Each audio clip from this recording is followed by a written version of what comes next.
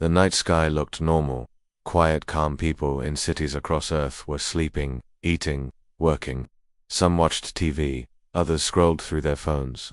In a small town in Canada, a boy named Leo looked up at the stars from his backyard. He liked space. He liked thinking about what was out there. He had no idea that tonight would change everything. At exactly 2:12 a.m. GMT, something massive appeared above Earth. Not one ship, but hundreds. They came out of nowhere. No warning, no signal, just silence. Then black shadows filled the sky. Each ship was miles wide, shaped like long black triangles. They floated like they were made of smoke and steel. Within 5 seconds, the power went out across all major cities.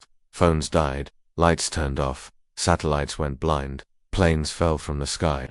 Panic began to spread, fast and loud. Then came the voice. It didn't come from radios or screens. It came straight into every human mind. The same message, in every language. You are now under control of the Gorax Dominion. Your planet will be restructured. Your species will be managed. Do not resist. Resistance will lead to extinction. People screamed, cried, ran. Some tried to hide. Others grabbed weapons. But what could guns do against ships bigger than cities? Above the Earth, the alien fleet waited, silent, cold, watching. 1 hour passed, then 2. No one knew what to do. Presidents, prime ministers, generals, all in shock. Some called for surrender. Some said wait. But deep underground, far from any city, a man in a dark bunker picked up a phone. He said one word, send it. A signal shot into space. It was short, simple, just one word, try. That was the first mistake the aliens made. They thought Earth would bow. They thought humans were weak. They had no idea what was waiting for them. 4 hours earlier. Deep under the Nevada desert, in a base no one talked about, Project Raven had been sleeping for 20 years. It was not in any public files. Not even the US president knew the full truth. The team was small, just 19 people, scientists, soldiers, and one woman named Commander Arden Cross. She was 58 years old. Sharp eyes, a quiet voice, but her name was known in secret places. She had designed weapons that never made the news, machines that could think, satellites that could hide behind the moon. When the lights went out across Earth, she didn't panic. She smiled. It's time, she said. The others looked nervous, even afraid. Arden walked to a big metal door and placed her hand on the scanner. It beeped. Behind the door were 5 black cases. She opened the first one. Inside was a sleek black tablet. On the screen were words, Raven System Standby. She touched the screen. It came to life. Awakening Command Protocol, Human Shield. Across the bunker, machines hummed. Lights flickered on. Screens lit up. In another part of the base, deep underground, something huge began to move. It was a machine, 2 stories tall, covered in armor and hidden weapons. Its chest had a glowing blue symbol, a bird with wings of fire. The machine opened its eyes. It had no face, but it scanned the room. Target acquisition, enabled it, said. Above Earth, in the alien command ship, High Commander Goyak stood still, staring at the blue planet. He had taken 43 worlds, burned 12, crushed every enemy before they spoke. Earth was supposed to be easy, but something felt wrong, too quiet, too still. One of his officers stepped forward. We received a transmission. It said one word. Goyak raised an eyebrow. What word? Try it. Silence filled the ship. Then, laughter. Arrogant, Goyak said. Let them try. He ordered the first wave. In Washington, D.C., a black alien ship hovered over the Capitol. It sent down 6 pods. Each pod opened with a hiss. Out stepped tall creatures in dark armor. Gorak's soldiers, fast, smart, deadly. They marched through the streets. People ran in fear. Cars crashed. Smoke filled the air. One soldier raised his weapon to a group of humans. They were hiding behind a broken bus, an old man, 2 children. The soldier aimed, then boom. A missile slammed into the soldier from above. Metal flew everywhere. People screamed. The children stared up. A sleek black drone hovered above them, silent, fast. Its wings blinked blue. More drones followed. From rooftops, from sewers, from the sky, everywhere. The soldiers turned, confused. Then another explosion, then another. One by one, the invaders fell. In Tokyo, a Gorax dropship landed on a bridge. As soon as they stepped out, the road cracked. Then the bridge exploded under them. All of them fell into the river below. Hidden bombs. Old technology. Too old for alien scans. In Kenya, solar farms turned into energy cannons. In Russia, Snowmobiles carried soldiers through forests with strange weapons, ones that burned without fire. Everywhere, Earth was fighting back, not with big ships, but with traps, speed, anger, and something else raged back in the Raven base.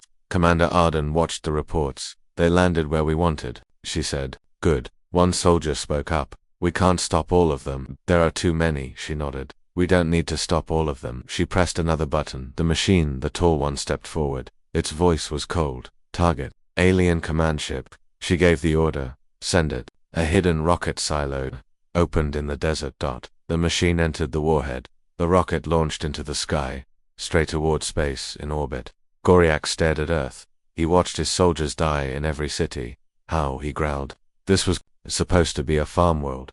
One officer said, they are different. Another officer screamed. On the screen, they saw a small object coming toward them. Fast. Too fast. Shoot it down. Lasers fired, but it was too late. The object slammed into the side of the ship. Then silence. 1 second passed. Then 5. Then the lights went out. Inside the command ship, the air changed. Goriak looked up and saw something stepping through the smoke. It was tall, silver, burning blue eyes. The human war machine that looked at him. You made a mistake, it said then. Everything exploded. On Earth, people watched the sky, and for the first time in hours, they saw the alien ship fall a fireball across the sky. The message was clear. Humans were not prey. Humans were not weak. Humans were ready. That night, the world changed. Governments joined hands. Enemies became allies, and Project Raven sent out more signals. This time, not just for defense, but for revenge, because Earth had answered, and the galaxy would never be the same again.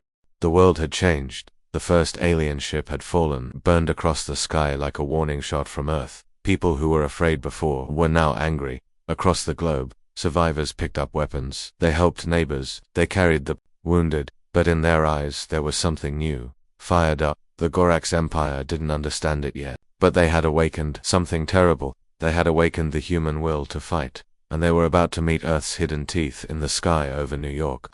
Alien warships still hovered like black clouds. Tall buildings had collapsed. Roads were broken. People were trapped under concrete. But not alone. In the underground tunnels. Something moved through the darkness, fast and quiet. A small group of soldiers in black suits crept through the subway. They weren't part of the army. They were called the Rogue Pack. Ex-military hunters. Survivalists. Led by a woman named Nora Blake. Sharp eyes. No fear. They wore no symbols, only dark armor and heavy gloves. Nora raised her hand. Everyone stopped. They were under Times Square. Them alien soldiers walked in formation. Nora tapped her ear. Target above. Ready breach. One soldier pulled out a small black device. He placed it on the ceiling. A light blinked. Boom, the floor above collapsed. Aliens dropped into the subway screaming. Before they could move, the Rogue Pack fired silent bullets. Straight to the neck joints. One by one, the invaders fell. Nora stepped over a body. Welcome to Earth. In Tokyo, it was raining hard. The alien dropships hovered above the city, sending down more soldiers, but something strange was happening. Every time they landed, the ground under them exploded, not from missiles but from old manholes, ancient tunnels, hundreds of miles of underground routes built long ago for water and power. The invaders didn't scan them. They thought them useless. That was their mistake. From those tunnels, human fighters came out like ghosts, wearing gas masks, carrying EMP weapons. Built in hidden labs. The alien suits powered down. Their armor froze. Their weapons clicked. USELESSLY. Then the blades came out. Fast, silent, deadly. The Gorax screamed, but no one could hear. Over the thunder, in the deep forests of Russia, snow fell heavy on the trees. Alien ships avoided this area. Too cold, too wild. They thought no one lived here. They were wrong. The Gorax sent a scouting group into the forest to test it. 10 elite soldiers, fast and brutal. They never returned. Later, another ship flew over the trees. Its scanners picked up heat signals. Dozens of them. It sent drones down to check. The drones went silent. Then one of the trees moved. No, it wasn't a tree. It was a camouflage tank, painted with leaves, covered in snow, hidden for years. It opened fire. BOOM. The alien ship exploded before it knew what hit it. In that forest, old soldiers still waited. They had never stopped preparing for war. And now they had a reason. In the deserts of Australia, alien machines rolled across the red sand, tall and wide, like mechanical spiders. They burned everything in their path. But the sand was watching. Hidden under the dunes were heat bombs. built by miners, activated by pressure. The first spider stepped on one, boom. The second turned to check. That's when a sniper, hidden behind a rock for 2 days, fired. One shot right into its core. The machine screamed, twisted, then crashed. Into the sand, a voice spoke over a radio. Targets down. More coming. It was a teenage girl, barely 16, trained by her grandfather, a hunter like the land itself. She smiled. Let them come. In the Amazon, the jungle itself fought back. Alien. Soldiers couldn't see more than 10 feet in the thick green. Their sensors glittered. Their radar showed ghosts. Then vines pulled them into trees. Traps snapped shut on legs. Poison darts flew from the bushes. A group of warriors moved through the trees like shadows. Old tribes, new weapons, working together, protecting the land they had lived in for thousands of years. One Gorax officer screamed as something dropped from above. A warrior with glowing green eyes landed on him. No sound, no mercy. Earth is not yours, he whispered. Then everything went dark. Back at the Raven base, deep under the Nevada desert, Commander Arden Cross watched the reports. Dozens of small victories. Humans are waking up, she said. The young officer beside her asked, why didn't the aliens see this coming? Arden looked at the screen. Because they studied our history. Our wars, our cities. She pointed to a blinking dot in the middle of nowhere. But they never studied our people. She pressed a button. A new screen opened. Project Shieldwalker active. Across the world, hidden bunkers opened. Old weapons rolled out, armored walkers, mobile defense units, self-healing walls. Not new tech. Not alien level, but smart, silent, deadly. Built, not by governments, but by hidden networks of scientists, hackers, and outlaws. People who trusted no one except Earth. Above Earth, the Gorax leaders began to worry. This planet is chaos. One officer said, we hit them hard, said another, but they keep standing. Goriak growled, they're primitives. Another voice replied, no, they're survivors. He slammed his fist on the console. Send more ships. But even as they prepared, something happened on the moon. The Gorax had built a forward base there, to watch Earth, to prepare invasion. Roots. It had walls of steel, shields, cannons. But tonight, it went dark. No signal, no response. Goriak looked at the screen. What now? Back on Earth, in a mountain in Chile, a man stood alone. He wore no armor, carried no gun, just a small device in his hand. He pressed it far above, hidden behind Earth's shadow. A satellite woke up. It aimed at the moon, and fired a single beam of light. Quiet, invisible. It passed through the moon base and turned everything off. Explosions, just silence. The man smiled. They want a war, he said. They got one. The hidden teeth of Earth were not in plain sight. They were in the forests, the deserts, the caves and tunnels. They were in the minds of people who never gave up. Earth was not soft. It was full of survivors, hunters, fighters, rebels, and now they were all awake. The Gorax had made their second mistake. They thought Earth would fall, but Earth had been waiting. The Gorax Empire had taken many worlds. Cold, silent planets with weak creatures, civilizations that followed rules, obeyed power, and broke quickly under fear. Their soldiers were trained for control. Their machines were built for fast domination. Their ships carried weapons that could melt steel in seconds. They studied each planet before attack. They thought they knew Earth. They were wrong, because Earth didn't fight like the others. Earth didn't follow rules. Earth fought dirty. Commander Goriak stood inside his dark warship. His eyes burned with anger. Reports from Earth showed the same thing over and over. Failure, scout teams lost, weapon systems jammed, soldiers ambushed and dragged into forests. Even his best ships were being shot down, not by powerful alien tech, but by human weapons made in junkyards and garages. It made no sense. How are these primitives doing this? He shouted. They have no proper military, no starships, no command structure. His second-in-command, Karith, answered softly. They fight in a way we didn't study. What way is that? Karith looked down. They cheat. In a broken city in South America, a group of alien soldiers walked through the ruins. They were searching for humans. The scanners showed nothing. No heat signatures. No movement. Then one of them heard a baby crying. It was faint, coming from a building ahead. They approached carefully. Inside, the sound grew louder. The team leader raised a hand. Caution. They entered the room. A small cradle sat in the center. The baby's cry echoed. The soldiers moved in, but one of them noticed no body heat. Too late. BOOM. The entire floor exploded. The cradle was a speaker. The baby cry was bait. From Across the street, a group of human teenagers watched through scopes. They wore mismatched armor and paint on their faces. One of them laughed. Idiots fell for it. Another reloaded his rifle. That's the third group today. Next always. In the dry plains of Texas, a train moved across the tracks. It looked old, rusty, and falling apart. Aliens above watched it with drones. They ignored it. Useless human cargo, one said. But the train wasn't carrying food. It was carrying bombs. Under piles of old clothes and metal. The moment it reached a Gorax refueling station, it exploded. A fireball took out half the camp from miles away. A small group of cowboys cheered. One old man tipped his hat. "We ain't fancy," he said, "but we sure know how to hurt invaders." In India, a crowded city buzzed with tension. Alien patrols marched in the streets, but from rooftops, grandmothers dropped boiling oil. From alleyways, kids with slingshots knocked out scanners. Underground, hackers worked on laptops powered by car batteries. They sent false signals to the Gorax. Fake heat maps. Ghost cities. Wrong troop counts. The alien army started chasing shadows. They burned empty towns. They fired on empty fields. They wasted fuel, time, and men. And humans watched, quietly, smiling. In France, fighters used drones made from toy helicopters and kitchen knives. In Nigeria, fishermen turned boats into moving traps with spike nets and magnetic mines. In Alaska, hunters used silence and snow to freeze alien scouts in their armor. Everywhere, humans used what they had: old gear, wild ideas, strange tricks. Some fought with rifles, others with code, some with music, some with traps, some with silence. Each region had its own way, but they all had one goal: make the enemy bleed.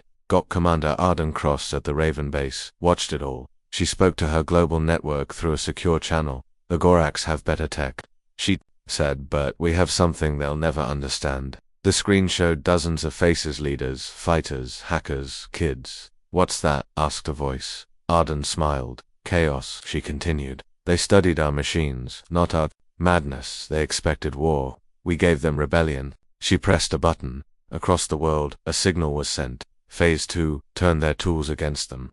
In Germany, a captured alien walker was reprogrammed by a team of engineers. It stomped through a Gorax base, destroying everything.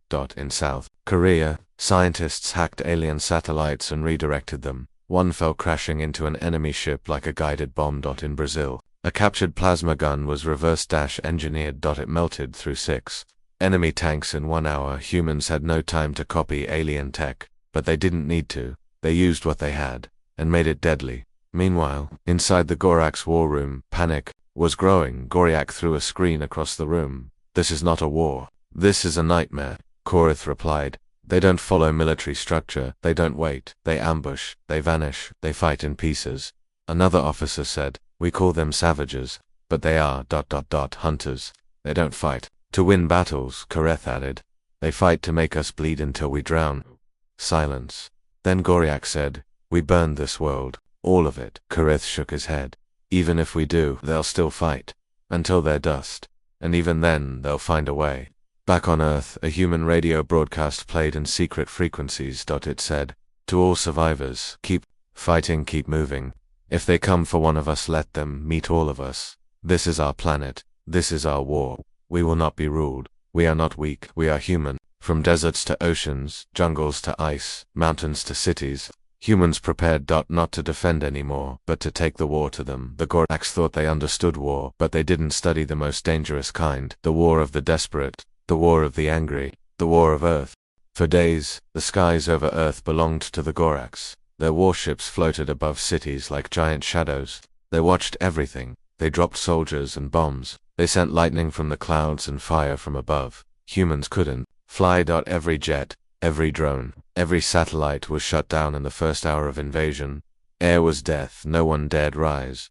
But deep inside a hidden mountain in the Colorado Rockies, a steel door opened. From inside, a voice said, "It's time." And Earth's forgotten wings came back to life. Commander Arden Cross stood on the deck of a secret runway, surrounded by cold wind and silent soldiers. Beside her stood Zara Vosfamo, fighter pilot, ace of the skies, and the last test pilot of Project Stalker. Zara was quiet, strong. Her hands had scars. Her eyes never blinked too long. "They ready?" Arden asked. Zara smiled. "They've been waiting years to fly." Behind them, inside the hangars, 12 sleek black aircraft rolled forward. No flags, No numbers, just smooth wings, invisible curves, and engines that didn't roar. They didn't fly like jets. They hunted, high above Earth. In low orbit, a Gorax patrol ship floated silently. It scanned below for heat signatures. It found nothing. Suddenly, its sensors blinked unknown object approaching.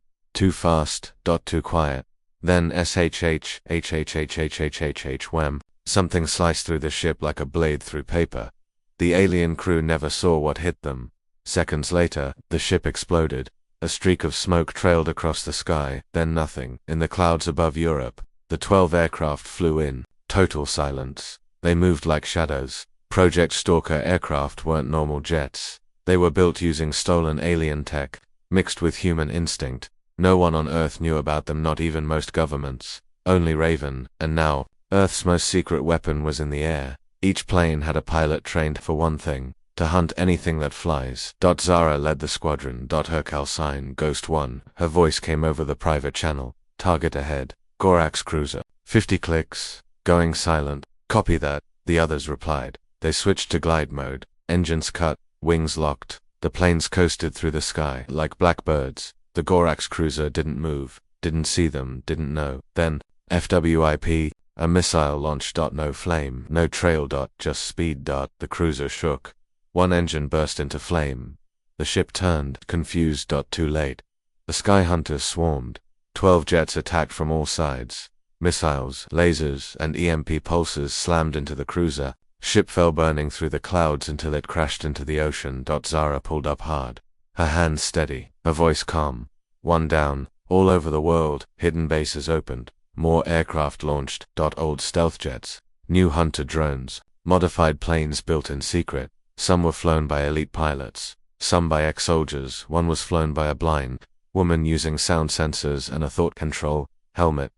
They didn't care about rank. They cared about revenge. In the skies over India, a group of Gorax ships moved toward the Himalayas. They were chasing refugees, escaping by road, but from the snow-covered peaks, two human jets rose. The Gorax laughed. Old Earth planes. But these weren't normal planes. Their engines were supercharged, their wings sharp. Each jet released a cloud of glowing dust. The alien sensors shorted out. Then the jets' dived guns blazed. The lead alien ship exploded in seconds. The rest turned. To run, the pilots didn't chase. They let the fear do the rest. In South Africa, a massive alien transport ship hovered over a refugee camp. It aimed to fire, but then, crackling in the air, a sound like thunder. The ship trembled. From the horizon came a strange glowing light. A jet black as night raced across the sky, spinning. In impossible moves, the ship fired. The jet dodged every shot, then fired once. A bright blue beam struck the alien ship's center. A new human railgun. The alien ship split in two. Everyone below watched as it fell. A small child whispered, "That's one of ours." In the Raven command room, Arden Cross watched the world map. Red dots. Gorax ships were disappearing. One by one. She turned to her team. Status: 78 alien ships down in the last 12 hours. Human losses. She nodded slowly. They thought the sky was theirs. Not anymore. In the alien command ship, Goryak raged. "How are they doing this?" One officer replied, "They had aircraft hidden from us. Designed for silence. Speed. Surprise." Goryak growled, "Find their base. Burn it." But every scan failed. Earth was full of mountains, jungles, ice, and hidden valleys. Too many places to hide, too many skies to patrol, and now, too many humans in the air. Zara Voss and her squadron flew high above the clouds. She looked down at Earth, so beautiful, so angry, so alive. "Ghost 1-2 base," she said. "Another one down. No losses. We're heading west. There's another ship near the coast." The voice from base replied, "Proceed." And Zara, "Yes, nice shooting." Zara smiled. "I'm just getting started." That night people looked up at the sky and saw something they hadn't seen in days. Hope the stars were returning. The black clouds were gone, and Earth had wings again. The Gorax wanted the skies, but now they knew the skies belonged to the hunters, and Earth never stopped hunting. The war was nearly over. The Gorax were losing, one by one. Their ships crashed. Their bases burned. Their soldiers were hunted across every street, every forest, every desert. But even as they fell, Earth wasn't done, because the humans had won. Last move. A move that would not just win the battle, a move that would change the galaxy forever. Deep beneath the frozen mountains of Alaska, there was a bunker so secret even most world leaders didn't know about it. Inside, a small team worked. In silence, their project had one name: Omega Human. It was not a bomb, not a jet, not a virus.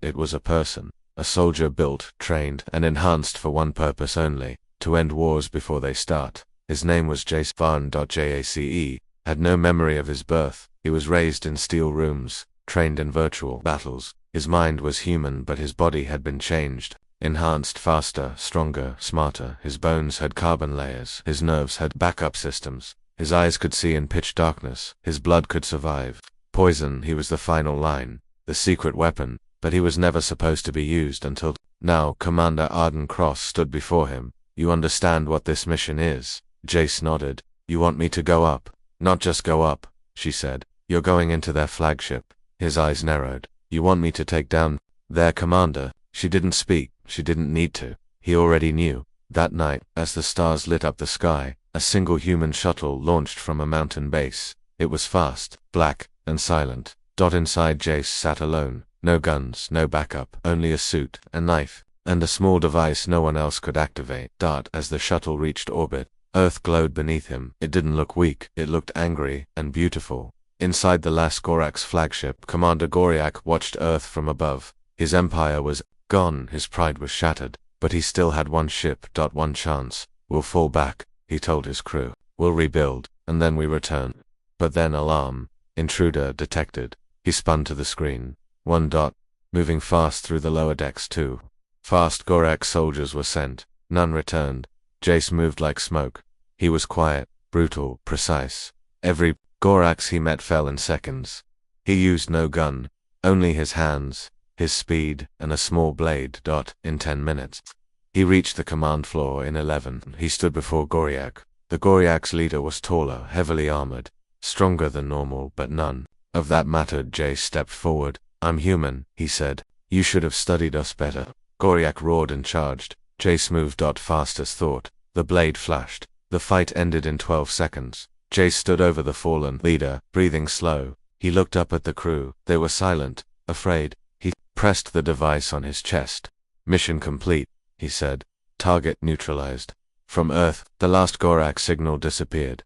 The humans had done it. They had taken the skies. They had taken the stars. And now, they had taken the enemy's heart. Back on Earth, people cheered. Sirens went quiet. Cities glowed with light again. Children played in the ruins. Flags were raised. The world had scars, but the world had one. Jace returned quietly. He did not want fame. He did not want medals. He walked into the snow, alone. And vanished. Some say he died. Some say he still watches the sky. Waiting in case they ever come again. The Gorax wanted a fight. They got a storm. They wanted a slave world. They found a weapon, and his name was humanity. The sky was quiet now. No more alien ships, no more black clouds, no more thunder from orbit. The war was over, but Earth had not forgotten. Across every city, people began to rebuild. Homes were patched, streets were cleared, flags were raised, but the scars were everywhere, on walls, on faces, in hearts. Millions were gone, entire nations had changed. But one thing was clear: humanity was still here. Stronger, smarter, and awake. In the Raven base, Commander Arden Cross stood before the World Council. She didn't smile. She didn't relax. The Gorax invasion has ended, she said.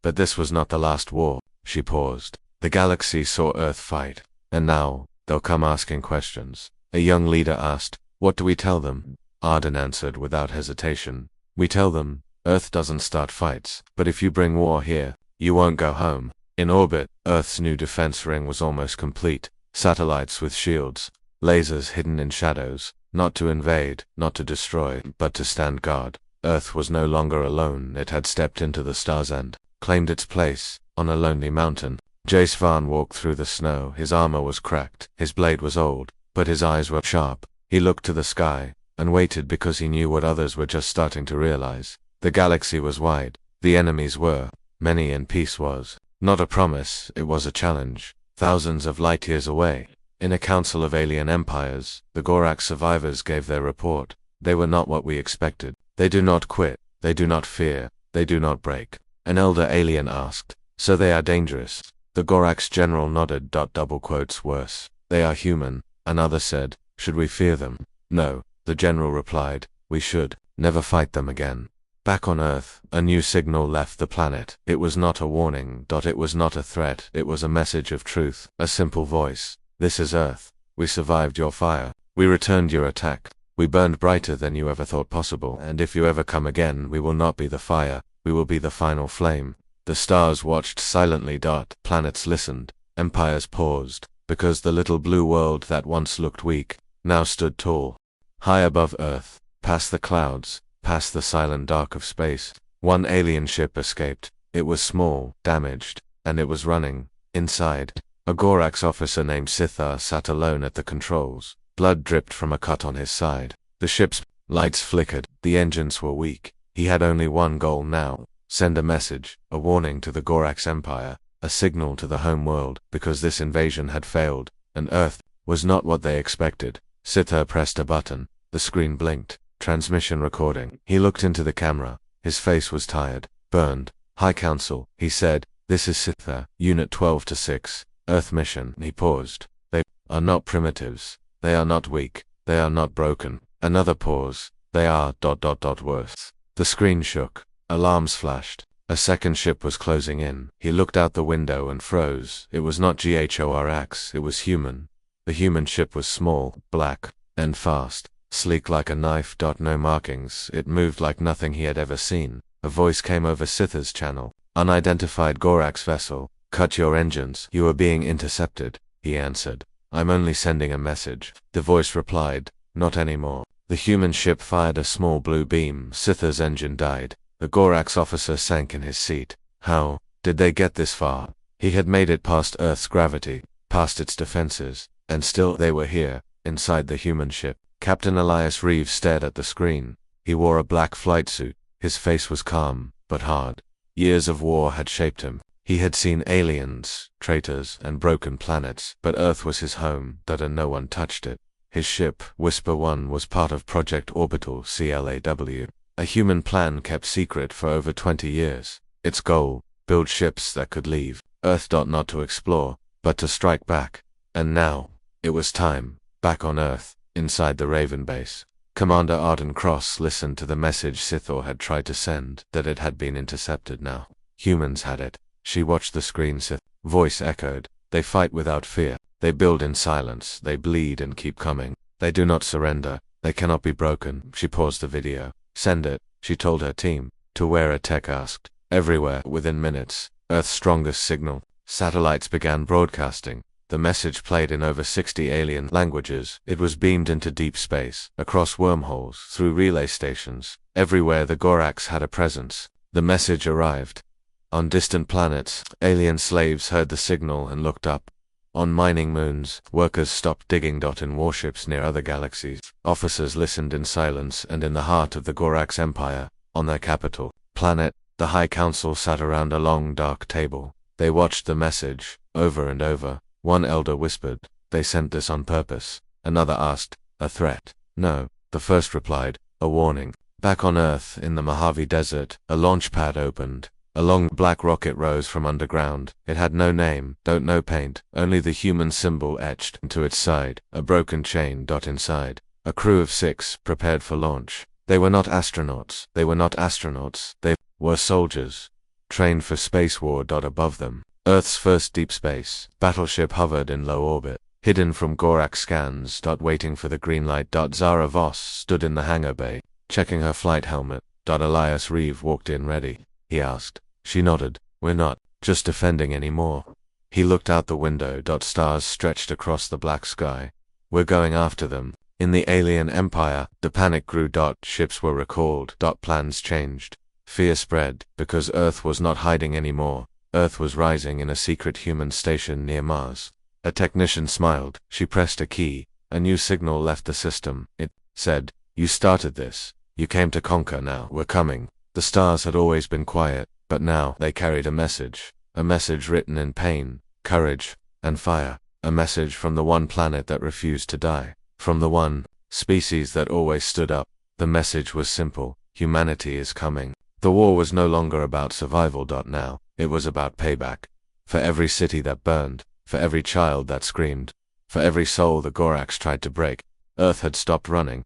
Earth had started hunting, and now the invaders were trapped. The Gorax still controlled parts of the skies. They still held major cities in London, Cairo, Beijing. But what they didn't know was this: they were surrounded, not by armies, but by people angry, clever, fearless. In London, a Gorax base stood in the heart of the ruined city. Tall walls, energy shields, patrols. They thought they were safe. They didn't see the sewers. They didn't see the storm. Coming at 2:03 a.m., the power inside the base flickered. Then the lights went dark. Gorax guards shouted in confusion. Then came the first explosion from underground. Manhole covers flew into the air. From the smoke, humans poured out wearing gas masks and black suits. They struck fast. No mercy, no fear. The base commander tried to call for help, but his signal was jammed. He saw humans climbing the walls like ants. In 1 minute, the outer gate fell. In 3, the control tower collapsed. In 5, the base was burning. From a rooftop, a human fighter raised a torn Earth flag. London was backed out at the same time. In Cairo, the streets echoed with the sound of war drums, not real drums, just a trick. Old speakers hidden in alleys, playing rhythmic beats. Boom boom boom. The Gorax thought it was some kind of signal, that it was a signal for revenge. From doorways, fighters stepped out. From rooftops, snipers took position. From shadows, knives flashed. The Gorax fired blindly, but they didn't know who to shoot. Every shadow was an enemy. Every wall hid a warrior. Within 1 hour, Cairo was no longer theirs. In Beijing, it was quiet, too quiet. The Gorax grew nervous. They had lost contact with their outer units. Then, the wind picked up, a dust storm, they thought, but it wasn't dust. It was machines. Hundreds of small drones, made in secret factories. Each one carried fire. Each one had a name: Wasp 1, Wasp 2, Wasp 3. They flew through windows, through cracks in walls, into vents, and exploded. The Gorax screamed as their systems failed. Their weapons melted. Their guards fell.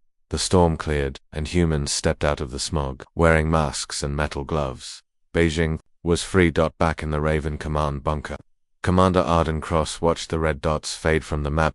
Every city retaken. The tide had turned. She turned to the room. Now we move to the final phase. A soldier asked, strike them in orbit. She shook her head. No. Then what? We cut off their escape. Above Earth, Gorax ships started to rise. They wanted to leave. They had seen enough. Earth was too wild, too dangerous, too full of fighters. The High Command gave the order. Retreat. Regroup. Call for the main fleet. But it was too late. Earth had planned this moment.